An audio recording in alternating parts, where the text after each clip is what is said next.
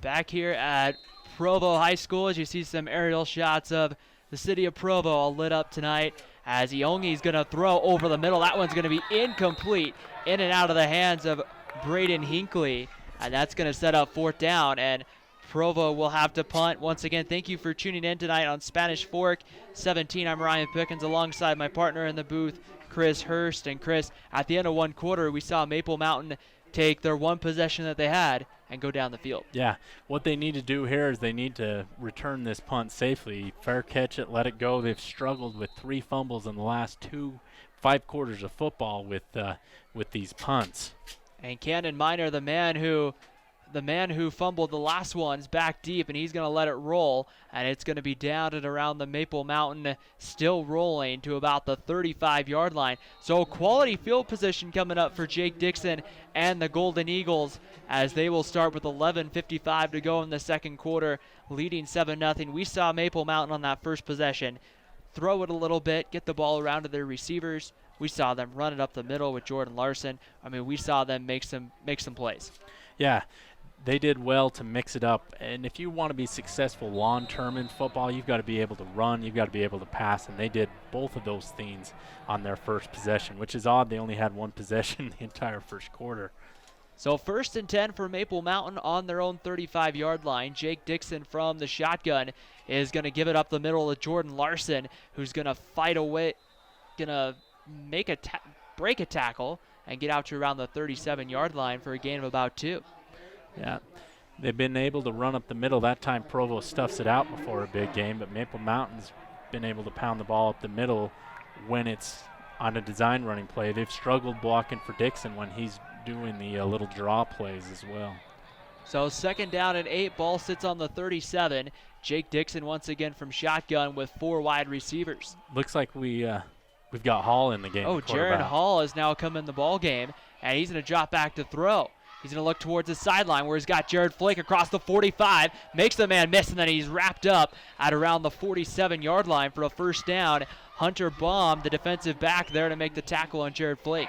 Yeah, great catch by Flake, great throw by Hall. That's interesting that they would start the game with Dixon and then bring Hall in. I wonder if there was some sort of issue that caused them to be miss the first quarter, but Hall's back under center. So Jaron Hall comes back in and will now lead the Maple Mountain offense here as Jake Dixon moves back out to wide receiver as he's located to the bottom of your screen. 1st and 10 from the 49. Hall steps back to throw. With time, the screen pass. That's going to be Dixon across the 45 to the 40. Foot race 30. 21 man to beat. He will beat him at the 5. Touchdown, Maple Mountain, as Dixon dives into the end zone. Great job by Dixon on that short pass, finding a lane, breaking through and going the distance for 51 yards. And right there, he just made that first guy miss, and then second and third guy later, he just took it. I mean, just a great screen set up well, good blocking downfield. Yeah, and Maple Mountain looks like they'll be able to throw the ball here. They went short on that little screen pass. The big Hogs got downfield through some blocks, and they were able to, and Dixon was able to do the rest as he dives into the end zone. So Tanner Dayton on for the extra point, and this snap is down, the kick is up, and it is through. And with 10:37 to go in the second quarter, Maple Mountain strikes again, this time a 49 yards from Jaron Hall to Jake Dixon, and the Golden Eagles lead Provo 14-0 with 10:37 to go in the second quarter. Yeah, and we'll see this touchdown once again on the Car Guys instant replay as Dixon gets the ball, gets behind a couple of his blockers.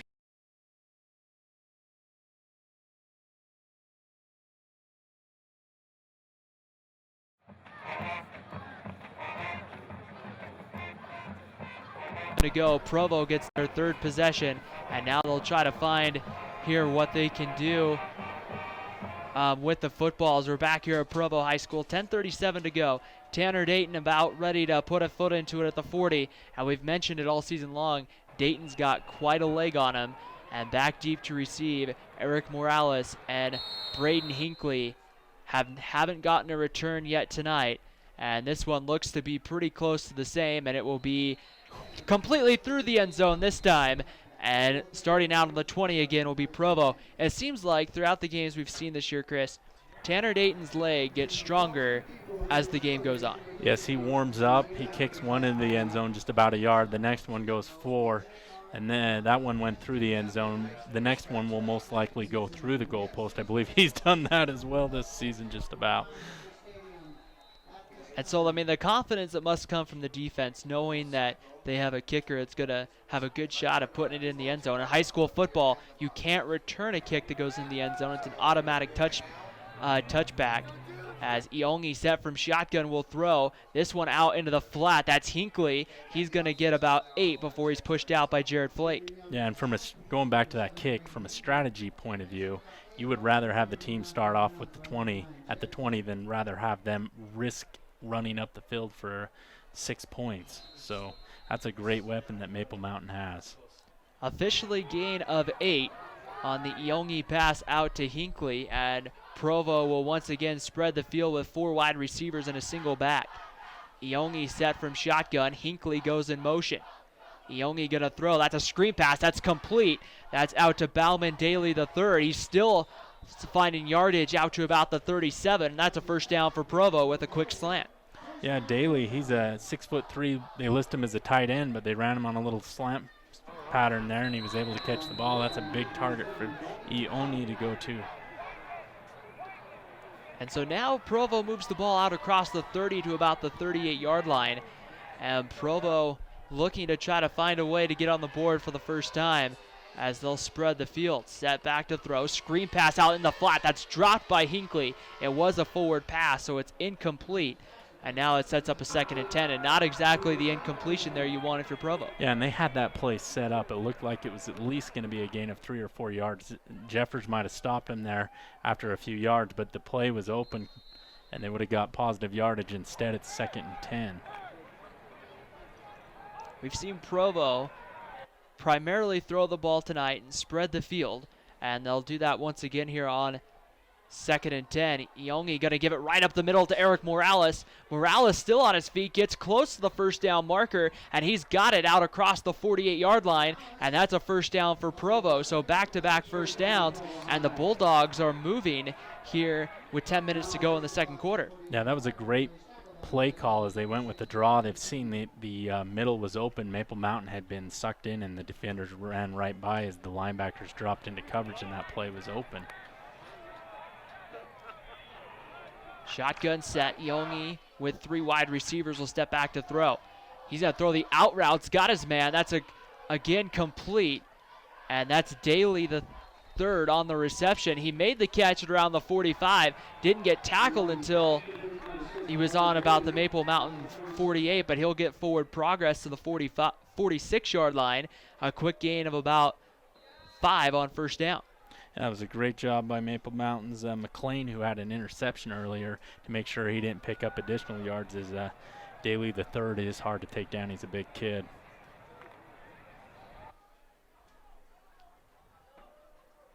$14-0 Maple Mountain here in the second quarter. 9:03 to go. Iongi set, man goes in motion. That's Hinckley once again. They're going to give it up the middle. Morales again gets through the defense, gets a first down, and he's down to about the 28-yard line, or sorry, the 37-yard line. That's a first down. Yeah, they've been able to run that draw play with great success. That's the second time they picked up a first down on the delay there. They fake to the wide receiver, and then they run that draw up the middle, and Maple Mountain must have been expecting the sweep there that time. So they'll spread it out here with 4 wide receivers. Morales again, the lone back, and they're going to throw it. Iongi in the slot, gets it out to Hinckley. Hinckley going to get maybe 2 or 3 yards down to about the 31-yard line for a gain. Actually, that went for about 6. Yeah, and we can see that on the Car Guys instant replay, but great job of Cole Casper coming up from his strong safety position to make the tackle, as we can see on the Car Guys instant replay. And we thank the Car Guys for sponsoring instant replay on Spanish Fort Community Network, and you can go check out the Car Guys car selection at the UT.net. That's thecarguysut.net. So Provo ready to go on second and about 4. Iongi going to throw another quick screen. That's complete. Out it looks like to Connor O'Neill, number 84, and he gets down. It looks like he got another first down, and he did, to about the 20. 26-yard line. That's a first down. Yeah, and it looks like Ione and Provo are starting to build some confidence as they throw the ball. They've opened up they've softened Maple Mountain's pass coverage possibly with some of those draw plays, and now it's opened up the pass game, and he looks a lot more confident on this drive than he did on the previous two. Provo's not doing anything outside the box. It's very simple, but simple does work, as we'll see what they decide to do here on 1st and 10. Iongi from shotgun, gonna fake it to Morales, rolls out to his left, back over the middle. Dangerous pass, almost intercepted, but a flag comes in late. Looking for Braden Hinckley. Yeah, it looks like it's going to be, they're going to call Flake here for the pass interference. I believe it was Flake. Or it was Casper. 8 or 9, I'm not sure. But that looked pretty close. We'll have to see if we can't see if he did, in fact, get there before the ball.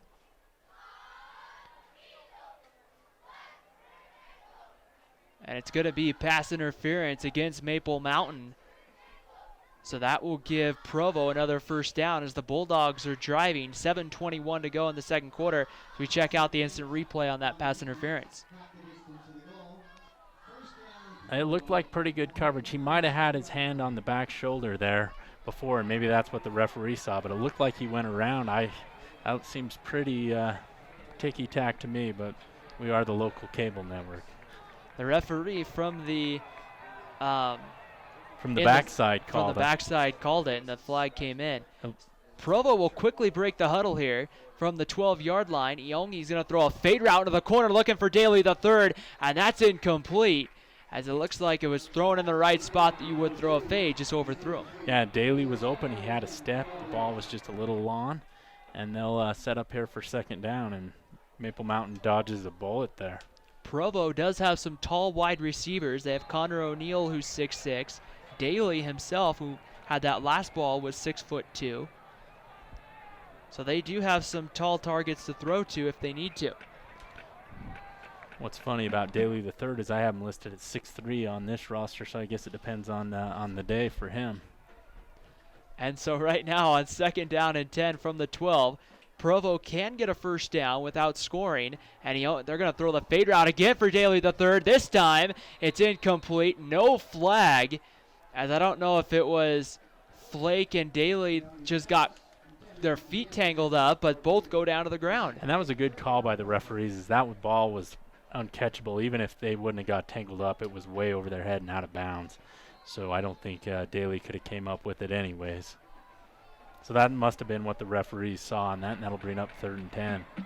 So 3rd down and 10. We've seen Provo twice now throw that fade to the bottom corner of your screen from the way we're seeing it, the left corner of the end zone. Out. Yeah, you're exactly right. Maple Mountain might want to counter that by bringing over a safety to help out and double team Daly as he lines up on the other side this time. Connor O'Neill, the 6'6" target, lines up where Daly was, and we're going to get a timeout called by Provo with 7:09 to go in the second quarter. Maple Mountain 14, Provo 0. The Golden Eagles scoring on a screen pass to Jake Dixon, and then also getting a Jordan Larson 1-yard touchdown run. So far, the scoring, if you're just joining us here on Spanish Fork Community Network. Yeah, they've jumped out to an early 14-0 lead, and they've moved the ball well. The defense has held their end of the deal as well, as they've given up bunches of points early on in the season, but it looks like Provo is going to struggle to score, although Provo has sustained their first drive of the ball game.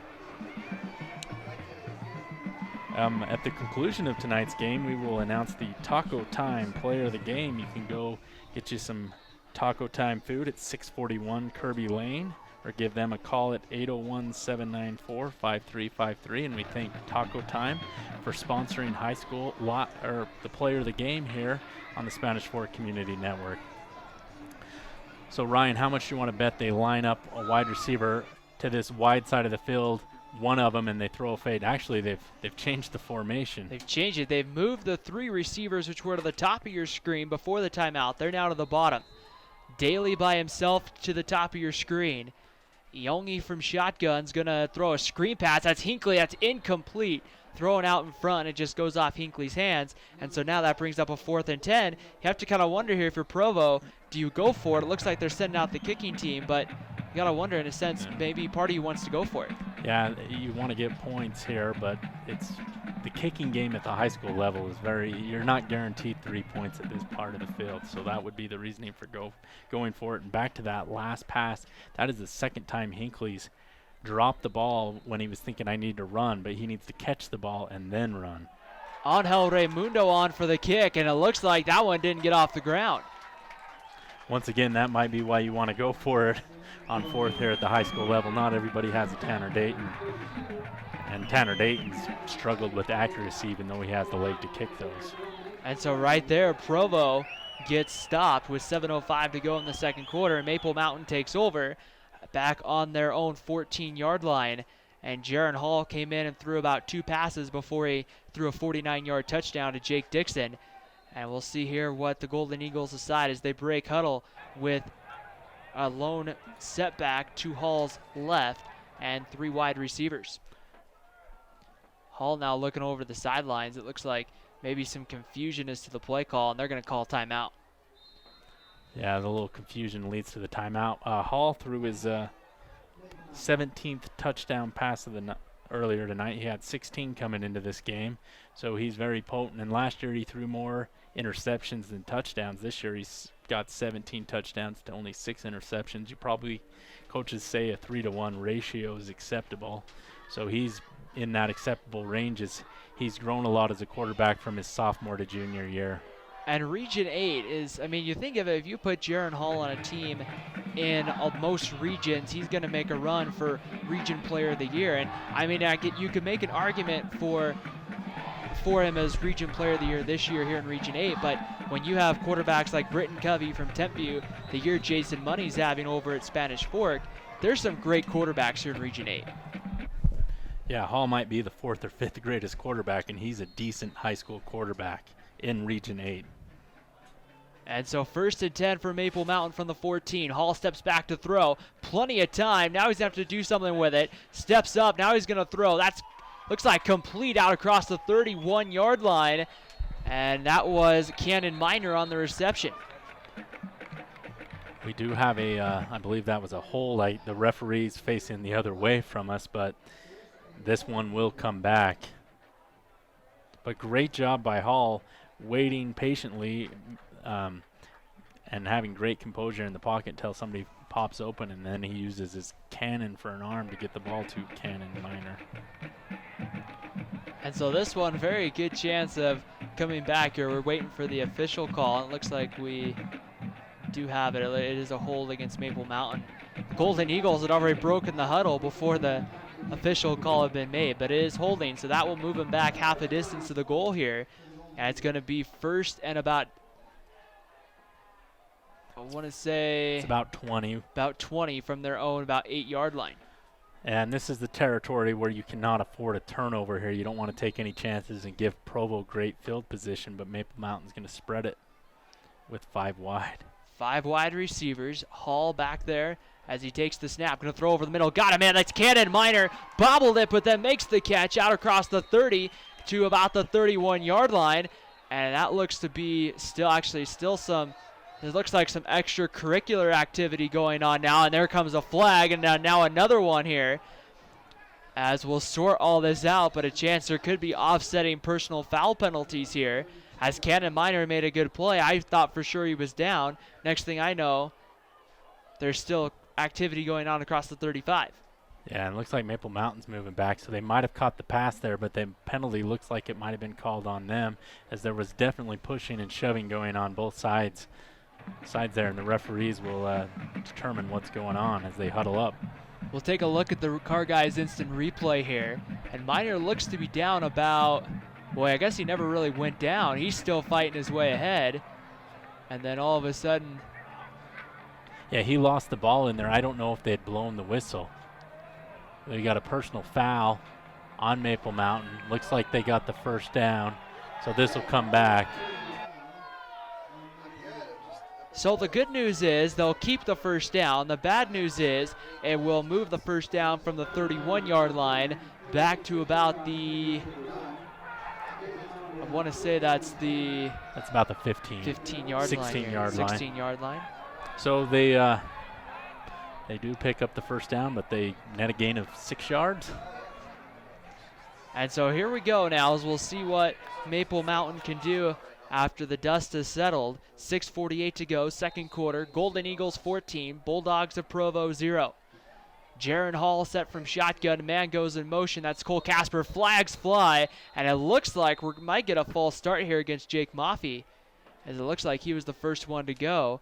And it is going to be false start. In high school football, they don't identify the numbers of who the penalty was, just identify the foul. And that will move Maple Mountain back once again. And we've seen at times this year, penalties have hurt Maple Mountain.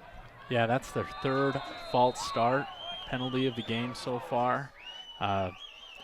This late in the season, you would hope to have some of those timing and offside mental penalties cleaned up, but Maple Mountain still needs to work on that late in the season. 1st and 15 from the Maple Mountain 11. Hall to throw in the middle. He's got his man. That's out across the 25 to about the 30. That is complete there to Connor Ellis, number 3. And so he gets a good portion of the yards back. And that's going to be good enough here for a Maple Mountain first down. Connor Ellis did pick it up the middle. They've just been running those little curl routes and then catching the ball and picking up another 5-10 yards. That's been there all night for both Hall and Dixon. And that's the danger when you're a team like Provo and you're playing a lot of cover 2 zone. You're going to sit down. If the opposing receivers can find those holes, and they can find them all night, they're going to be able to make plays and get first downs. And it's another first down here for Maple Mountain on the 29-yard line. And once again, they'll spread them with 5 wide receivers. Hall throws a screen pass. That's out and completed. I want to say that's Maffey, number 7.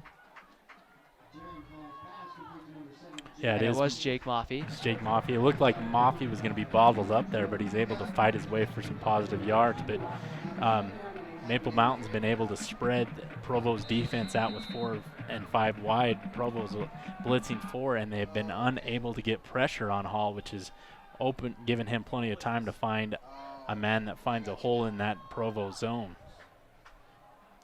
And so right now, Maple Mountain will spread it this time with 4 wide receivers, a single back in the backfield to Jaron Hall's left is Cole Casper. They're going to pitch it here to Cannon Miner on the reverse. Miner gets out to 35. He's going to make a man miss out across the 40, still on his feet to about the 47-yard line, and that's a first down Maple Mountain. Cannon Miner's able to break a couple tackles there and get about 10 more yards. That was a great call by the coaching staff, as they've been running up the middle and throwing the ball, so they test Provo's edge and are able to pick up a first down there as Miner fights for extra yards, as we can see on the Car Guys instant replay. So first down Maple Mountain, 5:24 to go in the second quarter. Golden Eagles driving as they're on their own about 47-yard line with Jaron Hall from shotgun. Hall standing back at about the 42-yard line. Will take the snap and step back to throw. He's looking down the field, looking for Dixon once again. Dixon lays out but couldn't come up with it. The ball was about maybe a yard and 2 in front of Jake Dixon, and Dixon laid out, but just wasn't quite there. Yeah, it wasn't there. Hall had to put it out in front because there was pretty good coverage by Baum downfield.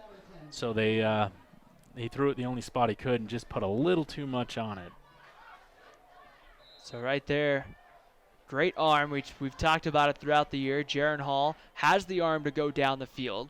And now on 2nd and 10, a big portion of the playbook for Maple Mountain open right now. 4 wide receivers.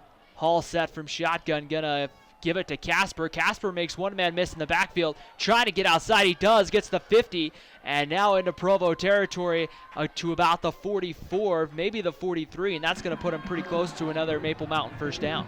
Yeah, Provo's edge has been exposed tonight by Maple Mountain, as their defensive end or outside linebacker has been unable to contain and send the Maple Mountain wide receivers to the middle, and Maple Mountain's just got the edge there and picked up big yardage. So Maple Mountain has been able to stick with what works here with under 5 to go in the second quarter. Golden Eagles on about the 44-yard line for a 3rd and 1. Hall steps back to throw. Plenty of time back there. Now going to be pressured, going to roll out to the right. Looks over the middle. Got his man. That's incomplete and dropped. It looks like Jake Dixon had his hands on it and just couldn't quite hold on. Yeah, he just bobbly, couldn't quite get a grasp on that ball as it hit him right in the hands, but he was running the other way. It was thrown slightly behind him, but that's a catch you got to come up with. And now the decision time coming from Maple Mountain, 4th and 1. And it looks like they're going to go for it here. And, I mean, why not? You've been able to get 1 yard here for most of the night.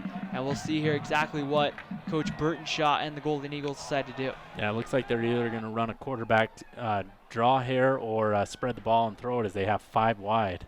Hall's going to go on the keeper, gets the first down to the 40, still on his feet to the 30, makes one man miss, and it's going to get brought down around the 36-yard line. He got pushed back. They're going to give him forward progress to about the 32-yard line. And so right there, Chris, just like you said, quarterback draw goes right up the middle. Yeah, and when you have Hall who runs the ball like a running back at this level, why not spread him out, make him guard the receivers, and then send your quarterback on a draw to pick up 1 yard on 4th and 1. Great call by Maple Mountain to go for it. So the Golden Eagles have the ball on the Provo 32-yard line, driving here late in the second quarter. And now once again, they'll spread it with 5 wide receivers. It's Jake Dixon and Cole Casper to the bottom of your screen. To the top, you have Jake Maffey. I want to say Cannon Minor. And they're going to throw here in the slot. That's complete. Try to get a number on who that was. I think maybe Jared Flake. It was actually Connor Ellis, number 3, the slot guy. Yeah, and Hall, what a great pass there. That was the only spot he could put it in that zone defense, and he put it right into Connor Ellis's hands, and they pick up another first down as they're moving. I'm curious to see if they decide to go I formation here once they get inside the red zone again. They had great success on their first offensive possession as they were able to pound the ball in with Larson as they near the red zone. So once again on 2nd and 1 from the 23, they'll go from shotgun. Hall the throw. Looking around, plenty of time once again. Gonna throw in the middle of the field. Got his man inside the 10 to about the 8-yard line. And that looks like it was a tie ball, but it will go to Jake Dixon and Maple Mountain, and the Golden Eagles are 1st and goal. Yeah, Jake Dixon caught that one on the ground, and Provo has been, as soon as the whistle's blown, they decide to grab the ball for whatever reason. That's about the 3rd time they've done that tonight, trying to steal one. And if it works, go for it. But it hasn't so far. Jaron Hall has had a lot of time to throw, has been able to find his man here, and has been able to see a lot of different things. And Chris, just like you were mentioning, here they go, I formation once again. And Jordan Larson is in the ball game. Gets the carry, gets to the 5, and in for the touchdown from 8 yards out. Jordan Larson's 2nd touchdown of the ball game, and Maple Mountain has taken a 20-0 lead with 2:58 to go in the first half. Yeah, Maple Mountain's opened up quite the lead. We'll see if they can continue to pound it at Provo, but that's great when you can not only throw the ball downfield, but when that field gets condensed, it's harder to throw the ball. So if you can line up in I formation and hand it to Larson like they did that time and run the ball up the middle, that's kind of the success you'll have in the red zone. Tanner Dayton on for the extra point. The snap is good, hold is good, kick is through, and with 2:58 to go in the second quarter, Maple Mountain leads 21-0 over Provo in this key Region 8 game. As we talk about being in the final couple of weeks before Region play ends, and we head to the postseason, every win for Maple Mountain's huge. Yeah, they have a couple of huge games coming up.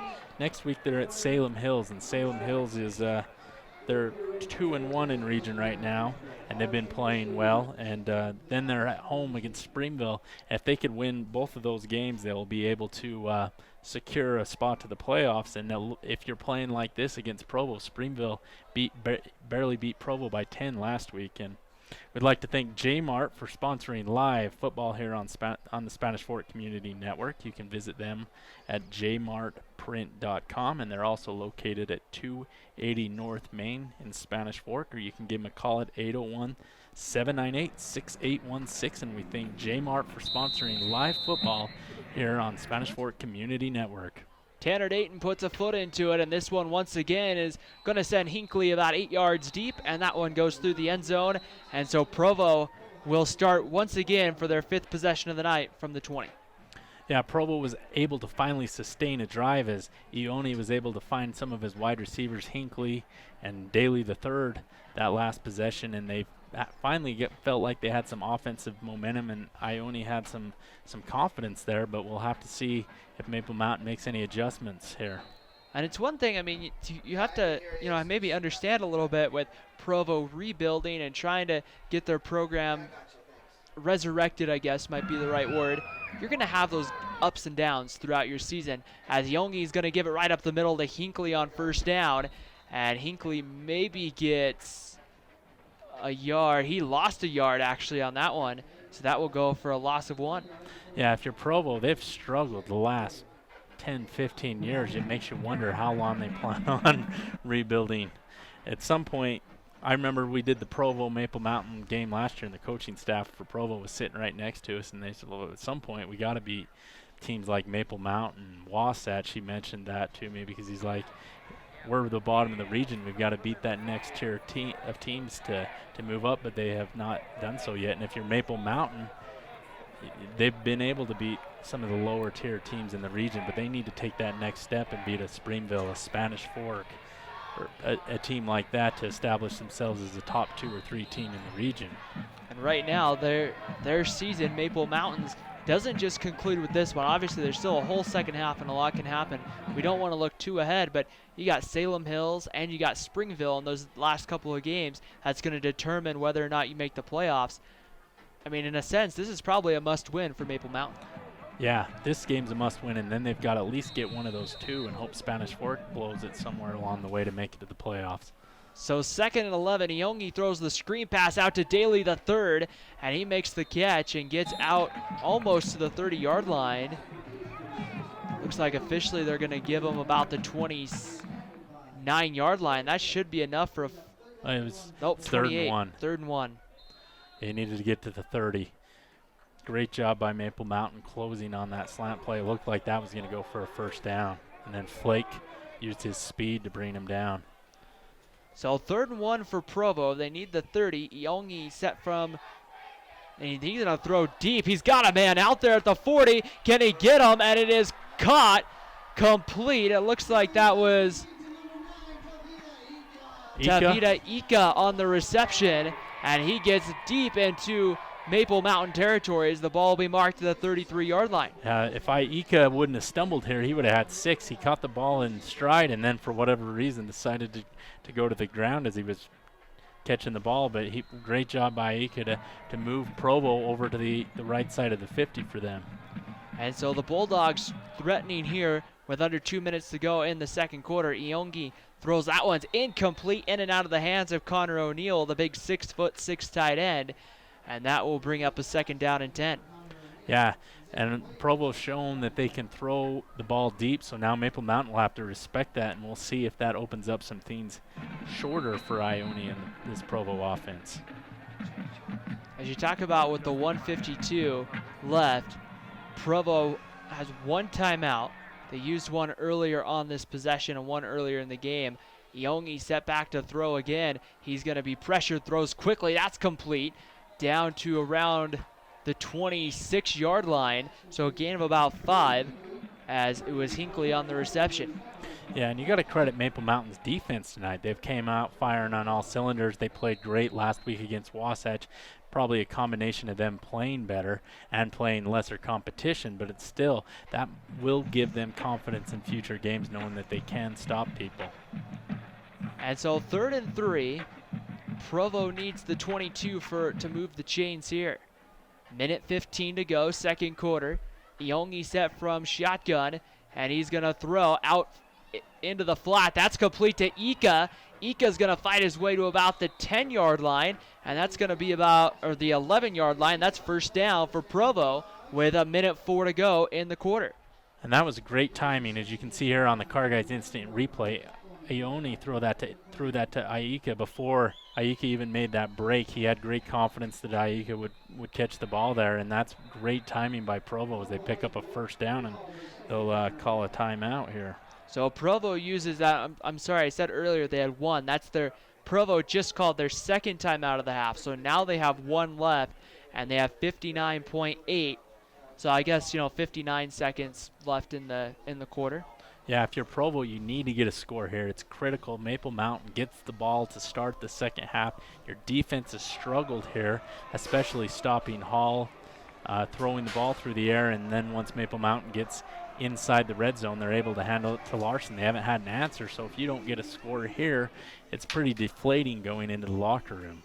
And the interesting part really has been the Provo defense hasn't been on the field very much, but I mean, just looking over at the Provo sidelines, they don't have a very deep roster, so a lot of these players are probably playing both ways. That's true. That's a good point. I think both teams have a lot of guys going both ways, so, fatigue might be a factor in the fourth quarter. So 1st and 10 from the 11-yard line. Iongi sends a man, that's Hinckley, in motion. Iongi going to throw a flags fly, and probably going to be it looks like we're getting a quick signal of offsides against Maple Mountain. Yep, that'll give them 5 yards here. So 1st and 5 for Provo, as they can pick up a first down here. It's not 1st and goal yet as they move inside the 10. So a golden opportunity for the Bulldogs looking to get on the scoreboard. And you talk about how, Christian, you've mentioned it a couple of times here in the final minute, how important getting in the end zone at this point would be. Yeah, that'll give you confidence going into the half, and it'll make it a 14-point ball game, which is a lot more manageable than going into the half down by 21. Looks like a quick conversation going on over by the Provo sidelines here.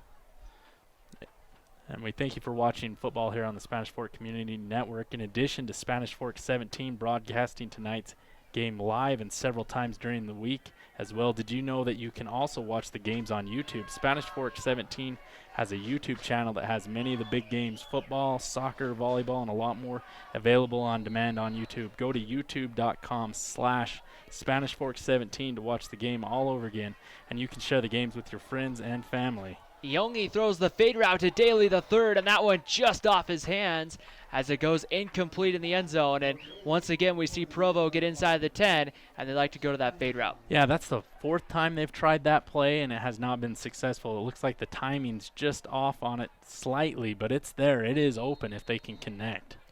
You have Daly the third at 6'2" or 6'3", going up against Jared Flake at 6 foot. So, he has 2 or 3 inches, and so likely a chance we see it again. This time they send out 6'6" Connor O'Neill to the bottom of your screen.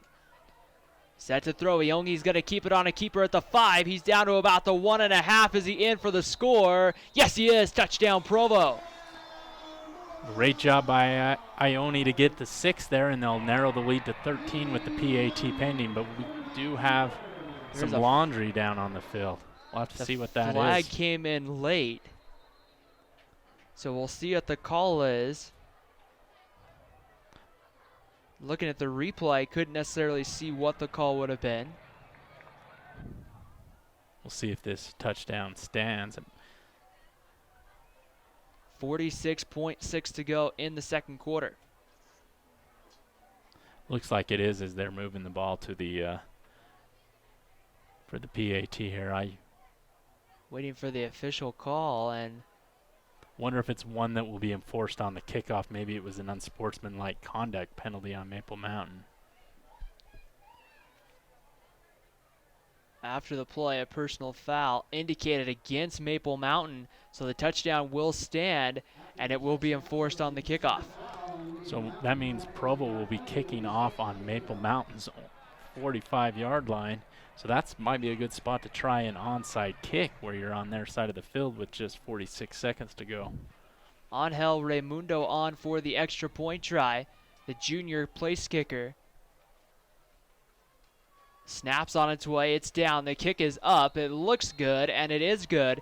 And with 46 seconds to go in the second quarter, it's Maple Mountain 21, Provo 7. And you talk about it, Chris, now. The kickoff comes from the Maple Mountain 45. Me personally, I'd say take a chance. Yeah, you're down 14. Your defense hasn't been playing well. You've finally got some momentum. Worst case scenario is Maple Mountain will get the ball around the 35, 40-yard line. I would keep somebody deep kind of back for Provo on the side you kick it so that they don't return it for a touchdown. I've seen that before on these, but it's going to be interesting to see what Provo decides as they are huddling up on the sideline. The interesting thing is I'm seeing where the ball's being placed. The ball's being placed back on the regular 40. So I'm not sure. They are going to walk it off now. They just signaled it. Now they walk it off. I was going to say.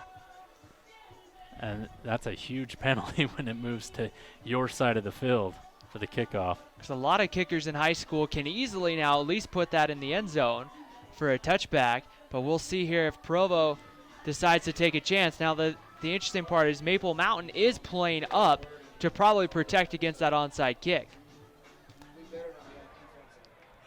So back deep, it's going to be, looks like that's Cannon Miner and Jake Maffey. And the kick's going to go high and deep, and they're going to watch it go into the end zone. And so with 46 and I'm going to say a half second, 46 and a half to play in the second quarter, Maple Mountain starts at the 20. And now the interesting part is, are you playing for 6? Or playing for, 3 even at this point, or just content taking the lead in the locker room? I think knowing Maple Mountain, they'll probably be pretty aggressive here. They've done that all season, but there is only 46 and a half seconds, so there is a risk that you have a turnover. They do have 2 timeouts, I believe, so they can pick up yards in chunks here and get down into field goal position where they probably, on this surface, Tanner Dayton probably can boot the ball. If they realistically got to about the 30, they would be in field goal position. So we'll see here exactly what Maple Mountain will do. They'll spread the field on first down, send one man in motion. That's Cannon Miner. Hall set, rolls out to his left, going to throw. That one's complete, and immediately stepping out of bounds after catching, or making the catch, was Cannon Miner for about a gain of about 5. Yeah, it took 5 seconds, but they got 5 yards. They're going to have to go a little harder here if they're going to pick up get into field goal range or pick up a touchdown before the half. But at the same time, those conservative plays, you don't risk the big interception. Officially marked about 4 on the pass from Hall to Miner. So now they'll spread the field. 4 wide receivers once again. Single back looks like Cole Casper. Casper now goes out as a receiver. They're going to set up a screen play. Sets it up for Maffey. That went high and almost intercepted. A couple of Bulldogs in the territory, but luckily for Jaron Hall, that goes incomplete. Yeah, and they'll live to fight on third down, but that is a risky play where you throw that across the middle. If you throw it high, there's usually a safety lurking. Fortunately for Maple Mountain, he was in the middle of the field, not to the outside. So now 3rd and 6 from the 24, and a couple of options here. You could run it, maybe use that time. Provo only has 1 timeout, but they could get the ball back. But probably going to throw it here with what they've done on 1st and 2nd. Hall going to throw with 5 wide, steps up, it's got time. Now he's going to run away from the pressure. He's throwing deep down the field, and that pass is almost completed, but it's going to go in and out of the hands of Jake Maffey, and that brings up 4th down. Maple Mountain's going to have to punt for the first time tonight. That was a great job by Hall finding an open guy. Unfortunately, the easiest play in the world to transfer the ball from one guy to another is a handoff, but in this situation, when you're throwing it clear downfield and the ball's going that fast, you're running the other way, it's not just like handing the ball off. So tough luck there for Maple Mountain. So Jaron Hall is going to step back to punt here. He's back on his own 7-yard line. You definitely don't want to fake in this situation, I don't think. And here comes the punt. Hall gets it away. A pretty good kick. It's going to hit around the 46 to take a Maple Mountain bounce and be down at around the Provo 39-yard line. And so Provo's going to have 29 seconds to move the ball, maybe try to play for a score. You're down 2 scores. You don't want to give something up, but you have a chance maybe to try to cut into that lead. Yeah, you are down by 14 at home. Maple Mountain gets the ball. I would take a few chances. They hit IKEA downfield on that last possession, so it is open, and their Iona does have the arm to get the ball downfield. And I apologize if I say anybody's name wrong. So it's going to be 1st and 10 from the 39-yard line, and Provo is going to spread the field here on 1st down with 4 wide receivers. Iongi set, and he's going to throw the screen pass. That's out to Hinckley. Hinckley's got a little bit of running room across the 45. He's going to be brought down at about the 46-yard line. It looks like some flags come in late.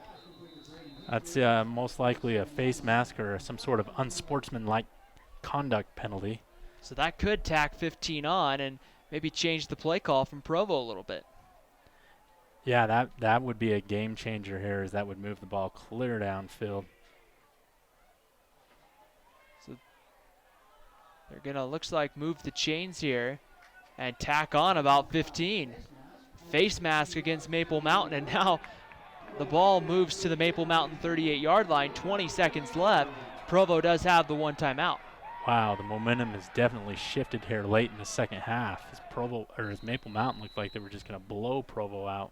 Iongi from shotgun steps back to throw. Looking down the middle, that one in and out of the hands of Patton Jorgensen. He was open in the slot and just couldn't quite hold on.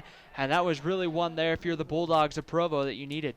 Yeah, they needed that. That would have put them in field goal range. Instead, there's 12.9 seconds to go. 2nd and 10 from their 38, and they do have one timeout, so if they catch the ball in the middle of the field, they can call a timeout and get their field goal unit on and try and cut into this lead. So we'll see here. Aika is in the ball game. He burned Maple Mountain earlier for the long touchdown. He's at the bottom of your screen. Maple Mountain's playing quite a bit off him as well. They're going to throw down the slot. That one incomplete, a little bit behind Hinckley, the intended receiver, as that one was thrown into 2 or 3 Maple Mountain defenders. Yeah, it looks like they're just trying to set themselves up for field goal position here, as they've gone mid-level passes and not going for the end zone here. Maybe they will try a Hail Mary on 4th down if they don't complete anything here, but I would look for something short and across the middle, and if hopefully they're talking about, hey, if you catch the ball, go down, call a timeout so we can live for another play. So 3rd and 10 from the 38-yard line, and they're going to spread the field. Will Provo. Iongi's going to give it up the middle. That's Morales to the 30, to the 25, gets upended. The ball comes free. And the question is who recovered it. And it looks like Provo, looks like they're going to say he was down before the ball came out. As well, as he came down hard on that shoulder as he tried to hurdle over the Maple Mountain defender. And he is, hopefully it's just one of those things that's scarier than it actually is an injury, where he just jams his shoulder into the ground as he hops over the Maple Mountain defender. Because you saw it, he goes to leap and then gets tripped up and then just comes right down on that shoulder there as you saw it. We'll get another look at it here on the Car Guys instant replay, but just gets upended right there as you see exactly in slow motion what happens. Looks like his helmet, that's the ball that comes loose there. That might have been a fumble. Right on his shoulder, too. His shoulder his arm, elbow. That's not going to be a pretty injury to see. And that kind of makes my shoulder hurt from up here. Yeah, and I wonder what he was thinking when he was in midair. It's like, holy cow, what did I do? Yeah, it's like probably see the ground coming probably down. Up in midair going, this was not a good idea. So 3.1 seconds to go here in the quarter. Provo is going to bring out the kicking game, and that's going to be Angel Raimundo once again to come in. And this is going to be close to It's a 41-yard attempt here. 41-yard attempt from the right hash. Snap is good. Placement's down. Kick is up and short. He didn't get it there, and he was going to be wide right, too, a little bit.